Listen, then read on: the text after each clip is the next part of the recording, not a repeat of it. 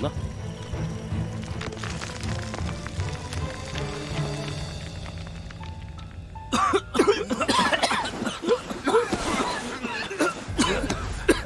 少爷，您没事吧？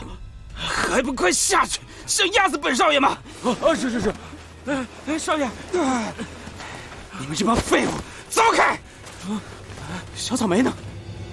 哎，少爷，您好像又踩到陷阱了。不，还有勇气追。是啊。师傅，等我！往上！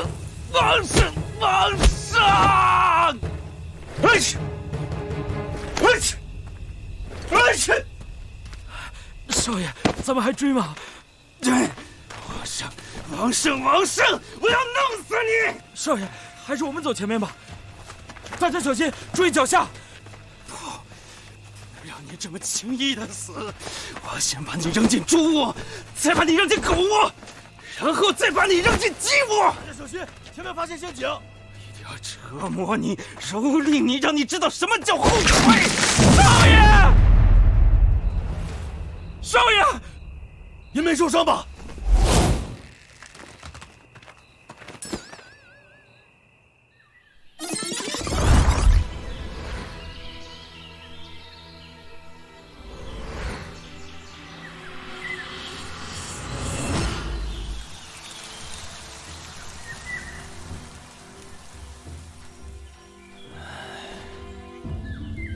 这个陷阱和那2次爆炸，若没有你们及时合力斗气保护，恐怕天泽死无全尸。前几个陷阱算是试探和戏弄，这2个足以证明他有了杀心。这个陷阱毫无巧妙可言，简单粗暴，树枝上带有利刺，若被他弹到这里，十有八九要一命呜呼。若被树枝弹倒，一个踉跄，被这些利刺刺入胸膛，剩下那10之1、2的生路也荡然无存。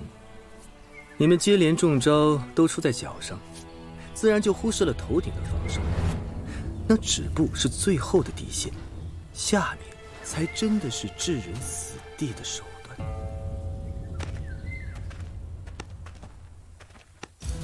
回头是岸，师傅，你说他们5招全中，就真的能回头吗？如果是你，连吃5次亏，上5次当，还继续吗？实话实说啊，第2招的时候我就服了，没想到师傅还有第5招。若他们执迷不悟，还有第6招，守株待兔。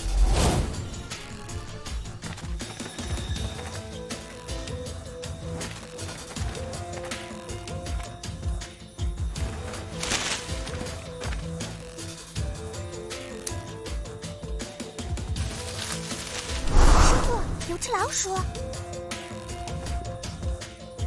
王阳，报告红外数据。无敌人接近，人形信号远离中。行了，第5招，他们收了。没想到他们胆子也就这么大嘛，还想靠着他们多测测师傅的深浅呢。是啊，师傅也留了第7招没教，寄居保帅，别名死有余辜。徒儿，想学吗？师傅，错了。